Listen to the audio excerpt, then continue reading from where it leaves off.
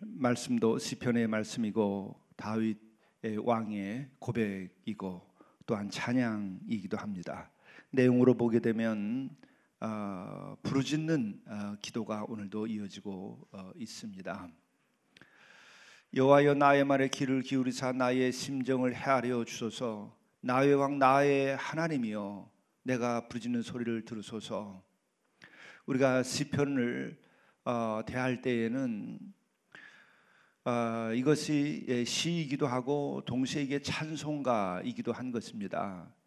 그래서 가사의 내용 하나하나도 중요하지만 여기에는 어떤 곡조가 스며 있을까 하는 것을 우리가 상상해 보는 것이 시편을 우리가 이해하고 은혜 받는 데 큰 도움이 됩니다. 바로 그 곡조라고 하는 것은 이 시편을 낭송한다든지 노래를 부를 때에 어떤 마음으로 하느냐 하는 것을 말하고 있는 것이죠. 곡조는 곧 우리들의 마음, 우리들의 정서 이런 것을 표현하는 겁니다. 근데 시편을 우리가 볼 때는 정말 내용도 굉장히 중요하고 우리들에게 교훈이 되지만 1차적으로 그리고 가장 기본적으로 중요한 것은 그 마음, 그 부르짖는 그 마음에 내 자신이 이르러야 한다는 거죠. 찬양을 하면 그 찬양하는 마음에 이르러야 됩니다. 지금 오늘은 부르짖는 기도예요. 여러분 부르짖을 수 있나요? 부르짖는 기도를 할 수 있나요? 어떠면 부르짖을 수 있게 되는 걸까요? 거기에 비밀이 있어요. 우리가 부르짖을 수 있는 자가 참 믿음을 가진 이들이에요. 부르짖을 수 있는 이들이 주님과 하나 되고 가까운 이들입니다. 여러분 어떤 때 부르짖게 되나요? 우리가 흔히 생각하면 얼마나 어려운 부르짖을까? 그건 맞죠. 그러나 그건 동시적으로 얼마만큼 주님을 믿으면 그 소망이 끊어진 상황에서 주님을 찾을까 하는 겁니다. 여러분 소망이 끊어지면 인생 그냥 포기해버리는 것이 더 많지 않나요? 소망이 끊어지면 더 이상 내 인생에 희망이 없다 그러면 자포자기하고 하나님을 찾지 않고 인생 끝이다. 안타깝게도 어떤 사람들은 그냥 술로 해결하려고 하고 어떤 사람들은 그냥 터벅터벅 걷는 걸로 해결하려고 하고 어떤 사람들은 그냥 목숨 자체를 끊어버리는 경우까지 아주 극단적인 비극이 벌어지죠. 근데 왜 어떤 사람들은 절망 가운데 절망에 있을 때에 부르짖느냐 하는 거예요. 고통 때문에 맞습니다. 그러나 또 하나는 그가 하나님을 정말 인격적으로 친밀하게 믿기 때문에 그가 부르짖을 수 있는 거예요. 그래서 부르짖는 것 자체가 믿음입니다. 부르짖을 수 있는 것이 그래서 그 자체가 복이에요. 부르짖을 수 있는 것 자체가 하나님의 인도하심입니다. 내가 지금 어렵습니다. 내가 그러니까는 참으로 불행하다.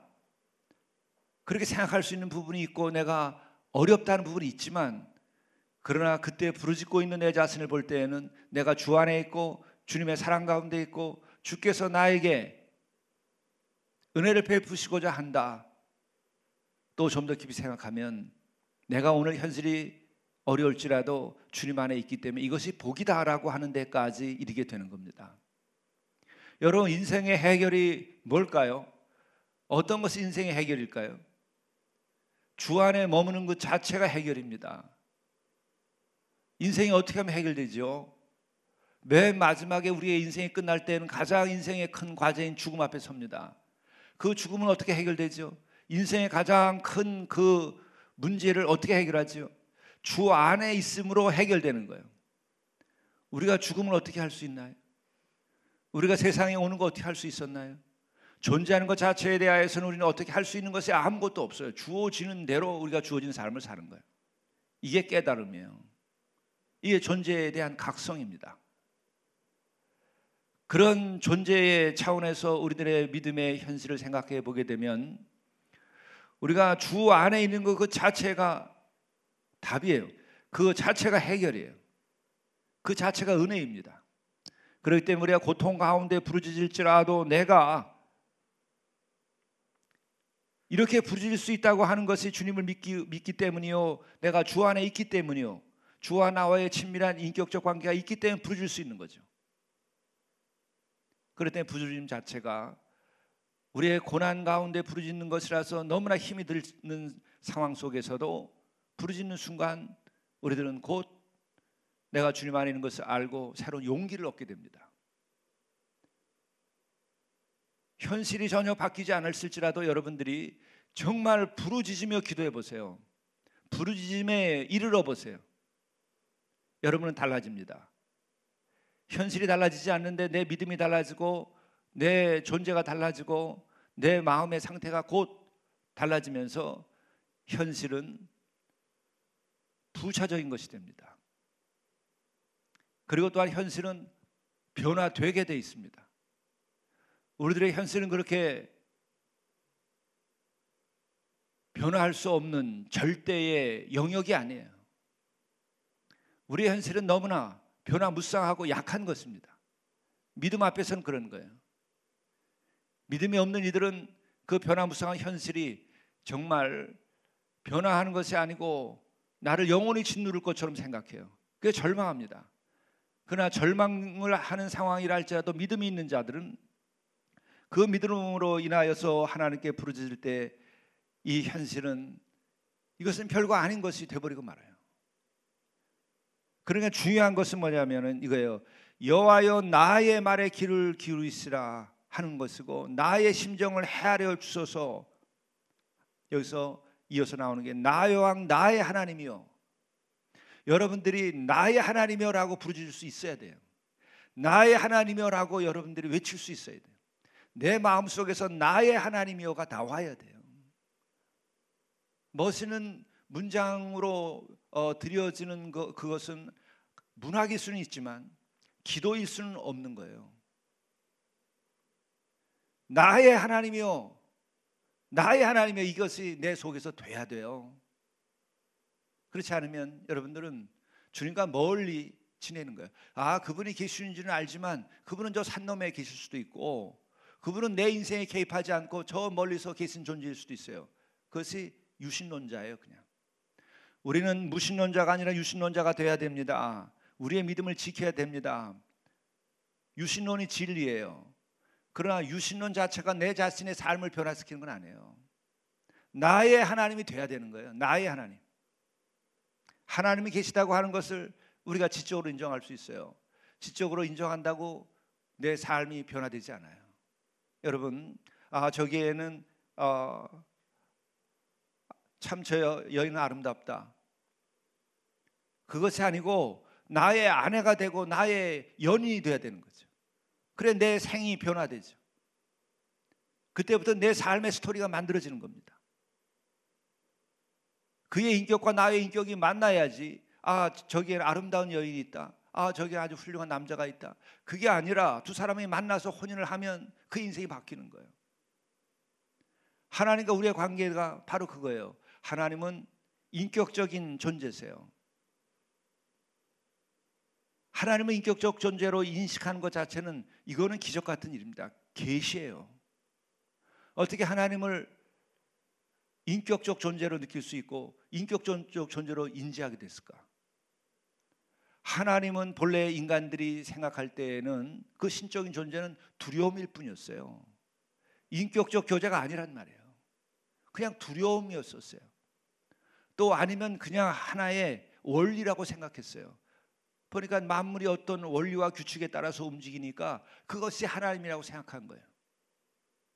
그러나 계시의 하나님은 인격의 하나님이에요. 우리의 삶에 개입하고 나를 사랑하시고 내가 구할 때 응답하시는 하나님이에요.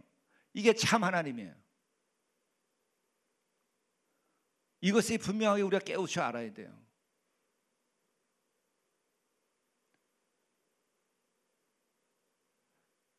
이러한 인격적 하나님을 만나기 전에는 어리석은 자들은 어떻게 생각하냐면 자기의 이성에 의지해가지고 야트막하게 돼서 그냥 원리여야 된다고 생각해요.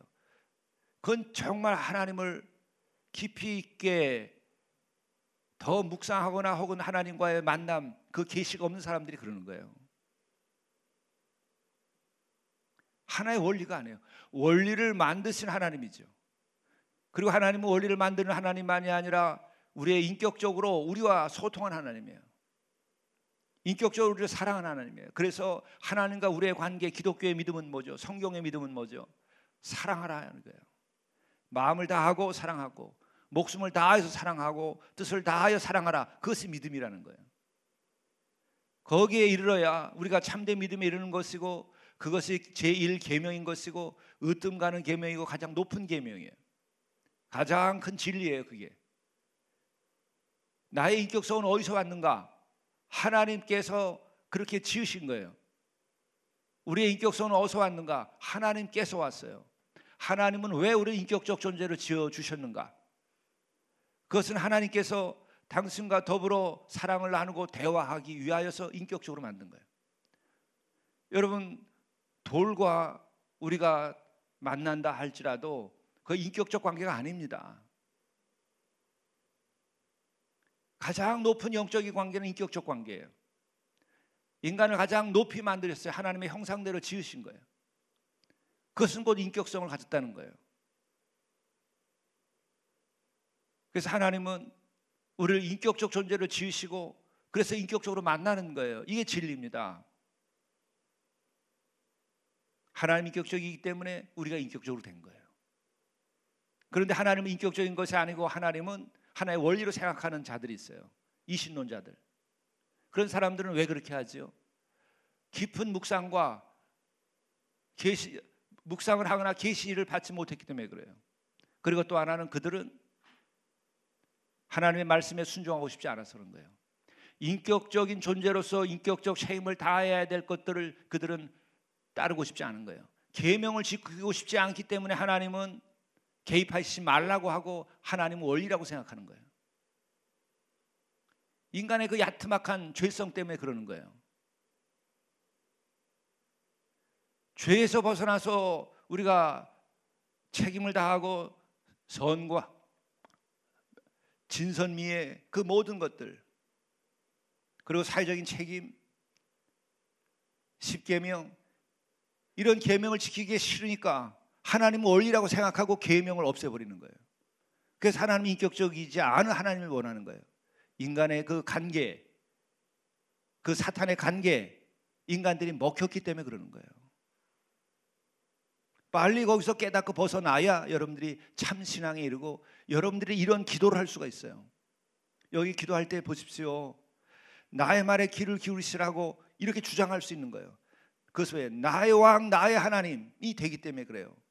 근데 나의 왕, 나의 하나님이라고 그가 부르실 수 있었던 것은 뭐냐면,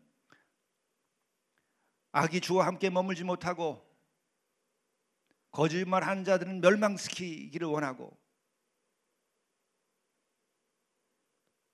자기는 죄악을 하나님은 기뻐하시지 아니한다고 얘기하면 하고 있어요. 그것은 뭐죠?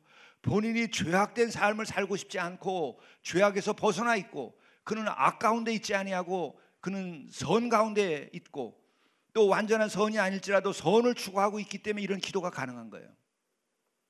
당신은 죄악을 기뻐하시지 않지 않습니까? 이렇게 간구하고 부르질 수 있는 까닭은 뭐죠? 이 사람은 죄악 가운데 있지 않기 때문에 그래요. 죄악 가운데 있는 이들이 이 다윗을 공격하고 있기 때문에 그러는 거예요. 그는 선한 쪽에 있기 때문에 당신은 악을 원치 않지 않습니까? 이 부르짖음이 되는 거예요. 근데 왜 이 부르짖음이 안 되는가? 내가 선에 속해 있지 않기 때문에 그래요. 내가 악과 멀리하고 싶은 생각이 없기 때문에 부르짖지 않아요. 진정한 정의를 위하여 부르짖지 못해요. 왜? 자기가 정의 가운데 있지 않기 때문에. 정말 하나님께 나가지 못해요. 왜? 내가 하나님 편에 있지 않기 때문에. 내가 하나님께 진정으로 부르짖지 못해요. 내가 그분 편이 아니기 때문에. 교회 다니면서도 하나님의 편이 아닌 사람들이 있을 수 있어요. 예수 믿는다 하면서 내가 예수님 편이 아닌 사람도 있을 수 있어요. 내가 정의 하나님을 믿는다고 그렇게 글을 쓰면서도 본인은 정의의 편에 속해 있지 않을 수가 있어요. 십자가는 바로 그 하나님의 절대 선과 그 하나님의 그 진리와 그리고 하나님의 그 의, 거기에 동참해 있는 그 실체를 말하는 거예요. 십자가를 진다는 것은. 그래서 십자가를 진 이만이 진정으로 부르짖을 수 있는 거예요. 여러분이 십자가를 지고 있다면 부르짖을 수 있어요. 그러나 만일에 내가 오늘 그렇게 부르짖지 못할지라도 우리는 부르짖을 수 있는 것은 주께서는 회개하는 자는 언제든지 받아주시는 거예요. 회개하는 자를 하나님께서 용납하기 때문에, 그것을 기뻐 받아주시기 때문에 회개는 가장 거룩한 제사이기도 한 것입니다. 그래서 회개할 때에 우리는 변화함을 받고 회개한 이들은 부르짖을 수 있어요. 왜 우리가 부르짖지 못하는가? 아직 회개가 끝이 안 났기 때문에 그래요. 그 회개가 끝이 안 난 이들은 진정으로 참 믿음에 이르지 못해요. 우리가 의로워야 참 믿음에 이르는 것이 아닙니다. 참 회개에 이를 때에 우리는 참 믿음에 이르는 것입니다. 그 참 믿음에 이르렀을 때 우리는 부르짖을 수 있어요. 그리고 감히 나의 말에 귀를 기울이라고 하나님께 외칠 수 있어요. 그렇게까지 하나님께서는 우리를 용납하시는 거예요. 어떻게 인간이 하나님께 대하여 내 말에 귀를 기울이라고 말할 수 있을까요? 정말 이게 은혜입니다. 우리가 어떻게 감히 내 말에 귀를 기울이라고, 나의 심정을 헤아리시라고 어떻게 감히 말할 수 있죠? 그분은 우리를 먼저 계획하셨고, 내가 사랑하기 전에 하나님께서는 먼저 우리를 사랑하신 거예요. 그렇기 때문에 내가 돌이켜 회개만 하면 언제든지 우리는 마음속에 용기가 생겨요. 하나님께서 그 마음을 우리에게 주십니다. 그 믿음을 주셔요. 부르짖을 수 있는 용기와 마음을 주신다고요. 그걸 받아야 돼요. 그러면 기도의 능이 생겨요. 믿음의 능력이 생겨요.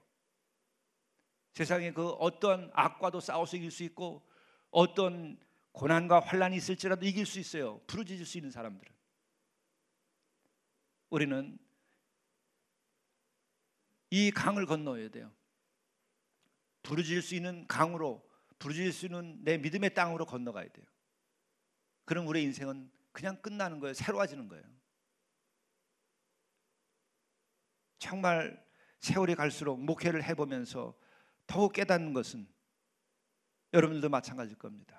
인생은 결코 돈으로 다 해결되는 것이 아니에요. 제가 이웃돕기를 정말 주의 인도하심으로 이렇게 우리가 해오면서 정말 더 깨닫는 거예요. 역사를 보면서 더 깨닫는 거예요. 그런데 세상은 갈수록 돈이면 다 해결될 수 있을 것처럼 생각해요. 이게 지금 역사가 어두워지고 있다는 걸 말하는 거예요. 돈으로 모든 문제들이 해결되는 사회, 그것은 이미 타락한 사회예요. 이미 믿음이 증발돼 버린 사회를 말하는 거예요. 물질이 하나님의 사회, 그것의 뿌리는 무신론입니다. 말씀을 제가 어제도 묵상하면서 깨닫는 것이, 정말 출애굽 공동체가 해방의 공동체라고 믿었던 시절이 있었어요. 생각이 짧은 사람들이 그렇게 유명한 신학자들이 돼서 세계적인 책들을 쓰고, 그 전 세계 사람들이 읽었을 때 출애굽 공동체는 해방의 공동체라고 그랬어요. 그게 끝이었어요. 천만에 그게 아닙니다. 그것도 저는 막시즘에 근거한 유물론적 성서 해석을 가지고 석사 논문을 썼어요. 유물론적으로 성경을 해석하는 거예요. 당시에 그게 최고의 인기였습니다. 70년대 최첨단이었어요. 지금 30년, 40년 지나고 난 다음에 보니까 그게 얼마나 값싼 신학이었고 얼마나 성경을 왜곡시켰는가를 깨달았어요. 물질적인 면에서 봐서 출애굽이 해방이라고 한다면 왜 광야로 보냈겠습니까? 곧바로 가나안으로 들어가야지. 가나안도 안 돼요. 가나안보다도 나일강 삼각주가 더욱더 물질이 넘치는 곳이에요. 나일강 삼각주가 전 세계 지구상에서 당시에 가장 비옥한 땅이었어요. 인류 역사상 가장 비옥한 땅입니다. 나일강 삼각주가. 물질로 인간의 문제가 해방되고 해방될 수 있다고 한다면, 물질적인 해방 공동체라고 한다면 출애굽을 시키면 안 돼요. 애굽 땅에 있어야지. 근데 그들을 끌어내서 가난한 땅, 가장 가난한 땅, 광야로 끌어냈어요. 해방 공동체, 물질적으로 해방시키는, 물질로 해방시킬 수 있는 해방 공동체가 아니고 예배 공동체인 거예요. 거룩하게 만드는 거예요. 인간의 악을 뿌리 뽑는 거예요. 인간의 마지막 목표는 그겁니다. 인간의 가장 아름다운 사회는 그거예요. 그게 된 다음에 그들에게 주어진 것은 광야에서 말씀이 주어졌어요. 그래서 말씀을 가지고 하나님을 경배하고 하나님을 경외하며,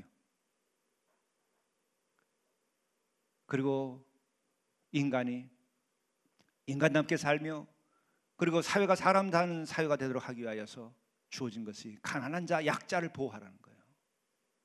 근데 이것은 물질로 해방시키는 것이 아니고 하나님을 경외함으로 모든 것이 이루어지고 말씀으로 이루어지고 그 가운데에서 가난한 이들을 돌보라는 거예요. 그래서 거기는 어떤 우상도 성립이 안 돼요.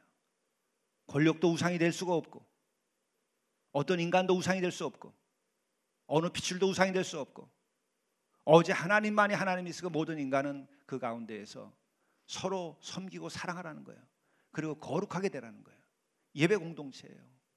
인류의 마지막 목표는, 역사의 완성은 그 거룩함에 이르는 것입니다. 성경이 분명히 이렇게 돼 있어요. 출애굽기 3장에 보게 되면은 모세에게도 얘기하고 또 약속을 하기를 그렇게 했습니다. 너희들이 이곳에 와서 나를 섬기리라, 광야에서 섬기리라. 그것이 증거라고 그랬어요.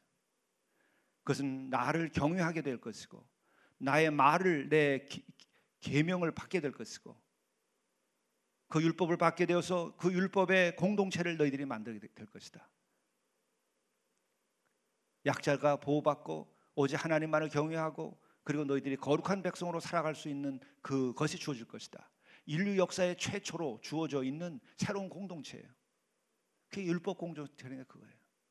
그것이 바로 이어져서 교회 공동체로 완성되는 겁니다. 예수 그리스도가 오심으로. 우리는 인간들이 말씀을 거슬러서 자기 마음대로 성경을 해석하고 만들어 놓은 신학에서 해방돼야 돼요. 사람의 생각으로 성경을 뒤틀어 놓아서는 안 돼요. 하나님은 단순한 원리가 아니고 하나님은 또한 계시지 않는 것이 아니에요. 하나님은 계시며 하나님은 인격적 하나님이에요. 그래서 우리가 하나님을 믿고 살아갈 때 우리에게 주어진 것은 나의 하나님이요, 이 부르짖음이 가능해야 돼요. 왜? 그분은 나를 사랑하고 인격적이시니까. 그리고 우리는 그 하나님을 예배에 경외함으로써 오늘도 주어지는 것이 그죠. 오직 나는 주의 풍성한 사랑을 힘입어 인격적 관계예요. 주의 집에 들어가 주를 경외함으로 경외하는 겁니다. 성전을 향하여 예배하리니 여호와여 나의 원수들로 말미암아 주의 의로 나를 인도하시고 주의 길을 내 목전에 곱게 하소서.